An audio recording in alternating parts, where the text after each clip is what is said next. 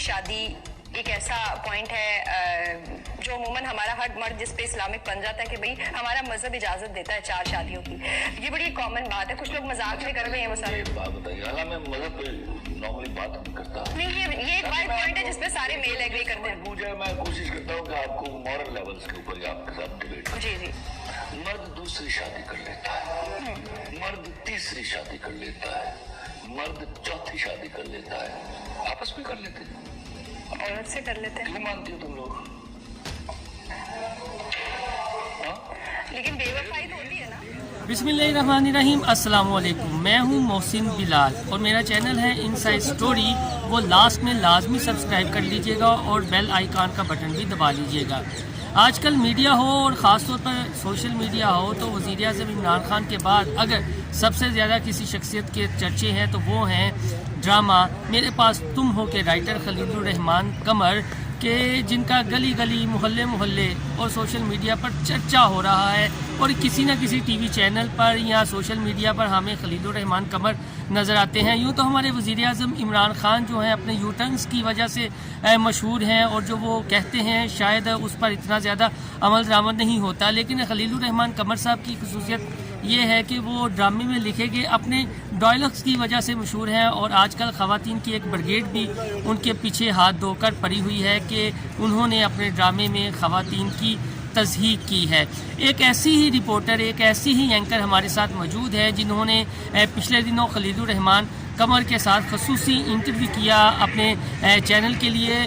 तो इंटरव्यू के दौरान उनके क्या तासुरात थे और बाद में हमने देखा कि सोशल मीडिया पर भी उनके कुछ कमेंट्स थे, तो हमने सोचा कि क्यों ना इनसे बात की जाए कि खलीलुर रहमान कमर के साथ इनको अपना इंटरव्यू कैसा लगा। आपने अपनी कहानियों में औरत की प्रस्तुत करते हुए दिखाया मर्द को, मतलब इस तरह आइडियल एक रिलेशनशिप दिखा दिया है, जबकि रियलिटी में ऐसा नहीं होता और अनफॉर्चुनेटली हमारी लड़कियों की एक्सपेक्टेशंस बहुत ज्यादा बढ़ गई हैं। आपको किसने कहा है? मर्द जब मोहब्बत करता है तो परस्तिश करता है, क्योंकि वो चाहता है उसकी परस्तिश की जाए। तो ये बराबरी का हुक्म देता है उस वक्त को कि तुम मेरी परस्तिश करो, मैं तुम्हारी करूँ। अब हर एक से ये एक्सपेक्ट करने लग जाती हैं लड़कियां। ना होना किसी की चीज की, आपको अगर आज पानी पीने को नहीं मिला तो मत समझिएगा दुनिया में पानी खत्म हो गया। नहीं, आपके अंदर कोई गलती होगी, आप उस रुतबे पर पहुंच ही नहीं पा रही। जब आप उस परस्तिश के लेवल पर पहुंच जाती हैं तो उसमें ऑटोमेसी आ जाती है। यानी अगेन आप ब्लेम जो है वो खवातीन को देंगे। बेवकूफ वाला बात करें कि मैं औरत को ब्लेम कर रहा हूँ, मैं मर्द की साइड पे आ जाता। जब एक लिखारी लिखता है तो यकीनन उसके पीछे कोई थीसिस भी होता है, कोई ऑब्जर्वेशन होती है। ये आपने जस्ट डायलॉग लिख दिया था या इसके पीछे कोई बाकायदा थीसिस सा कुछ था? थीसिस था। क्या था? जो इस तरह का एक्ट करेगी, अल्कोहल है 2 टके की और लड़की, alcohol simple, I am stick to it. और इसकी ऑब्जर्वेशन कब से थी? शायद मैंने इज्जत कर दी। अच्छा रूबा, बहुत शुक्रिया टाइम देने का। कैसा रहा इंटरव्यू खलीलुर रहमान कमर साहब के साथ? नॉर्मल था, अच्छा इंटरव्यू रहा। जैसे रूटीन में हम लोग डिफरेंट पर्सनैलिटीज़ से करते हैं, लेकिन जाहिर है वो एक डिफरेंट पर्सनैलिटी हैं, एक बड़े राइटर हैं और मैं इस चीज़ को एक्सेप्ट करती हूँ कि हम लोग अभी उनके लेवल पर पहुँच कर शायद उनसे सवाल नहीं कर पाते, तो उनका लेवल थोड़ा सा हाई है। मैं उनको एक बड़ा राइटर मानती हूँ, मैं उनकी फ़ैन हूँ, लेकिन जब मैं इंटरव्यू कर रही थी तो मुझे वहाँ पर अपना अनबायस्ड होने का रोल प्ले करना था और मैंने पूरी कोशिश की कि कहीं पर मैं जो है वो बायस्ड होने की जो है वो कोशिश मैंने पूरी की कि ना हो सकूं। और जहाँ तक आप एक्सपीरियंस की बात करते हैं तो जैसा कि उनकी स्टोरीज़ मैंने काफ़ी अर्से से फॉलो करती आ रही हूँ, उनकी शायरी और साथ साथ अब ये ड्रामा क्योंकि बहुत ज़्यादा वायरल हुआ, एक चीज़ जब पब्लिक एक चीज़ के बारे में बात करने लग जाती है तो फिर वो हमारी मजबूरी भी बन जाती है और ज़रूरत भी बन जाती है कि हम उसको दिखाएं पब्लिक को। तो खलीलुर रहमान कमर जो है वो क्योंकि आजकल पब्लिकली उनकी डिमांड है तो इस वजह से मैंने उनका इंटरव्यू किया और बड़ा अच्छा वो इंटरव्यू रहा।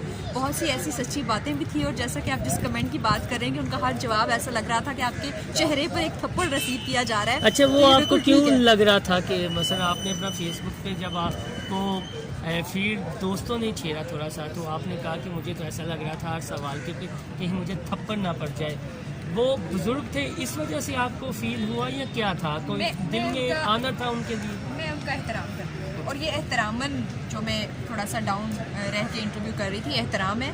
एक बड़े राइटर हैं और आई थिंक जब आपकी सदी में और आपकी ज़िंदगी में ऐसे लोग मिल जाएं तो उनका एहतराम करना चाहिए, हमें उन्हें इज़्ज़त देनी चाहिए। और उनको सबसे ज़्यादा जो मैंने एक चीज़ नोट की, सबसे ज़्यादा जो गुस्सा सोसाइटी पे उनको इसी बात का है कि हम लोग अपने लोगों को ऑन नहीं करते। हम शेक्सपियर को पढ़ते हैं, हम अंग्रेज़ी राइटर्स की जो है वो उनके हाथों पर बैत भी कर लेते हैं, हम 2 नंबर किस्म के मोटिवेशन स्पीकर्स के पीछे लग जाते हैं। लेकिन एक जेन्युइन जब एक राइटर है, आपके दौर में है, आपके अहद में मौजूद है, तो उसकी कदर करें और उनका गुस्सा बिल्कुल बजाए।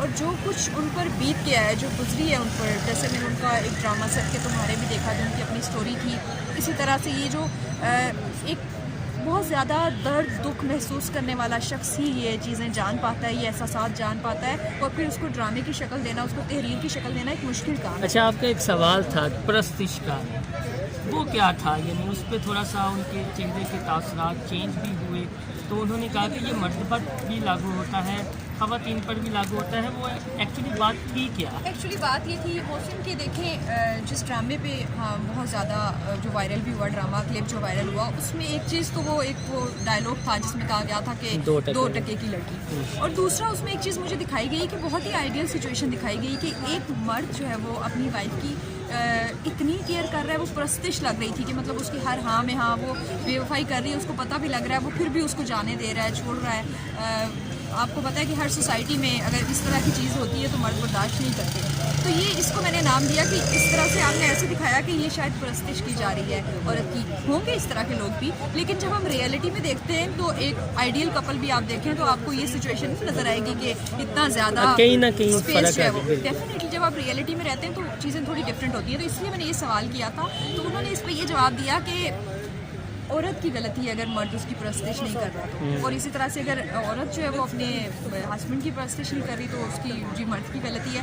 ठीक है, उनका एक पॉइंट ऑफ व्यू है, किसी हद तक दुरुस्त भी हो सकता है। इसको हम इस तरीके से ले सकते हैं कि अगर आपको ऐसे लग रहा है कि आपकी जो रिलेशंस हैं वो आपकी डिमांड्स पूरी नहीं कर पा रहे, या फिर आपकी जो तवक्कात हैं उस पर पूरा नहीं उतर रहे, तो शायद आपकी तवक्कात बहुत ज़्यादा है या फिर आपकी एंड से कोई कमी है, वो ये बताना चाह रहे थे। तो मुझे उनके जो नज़रियात हैं उन पर इख्तलाफ नहीं है, हम उनके तर्ज़ बयानी पर जो है वो इख्तलाफ कर सकते हैं, उनके अल्फाज के चुनाव पर इख्तलाफ कर सकते हैं। लेकिन इस चीज़ को मैं भी मान रही हूँ कि वो जो लिख रहे हैं उसके पीछे बाकायदा एक थीसिस है, एक पूरी रिसर्च है, और एक राइटर के तौर पर जैसा उनको हमने पाया ना, हमें शुक्र अदा करना चाहिए कि इस तरह के लास्ट में राइटर्स ये हैं। बता दें, कुछ होती हैं कि जब आप इंटरव्यू कर रहे थे, ब्रेक आती है, तो कोई ऑफ द रिकॉर्ड कोई ऐसी बात कोई आपको फील हुई हो या उन्होंने कही हो अपनी कहानियों के बारे में, और आगे लिखने का वो क्या इरादा रखते हैं?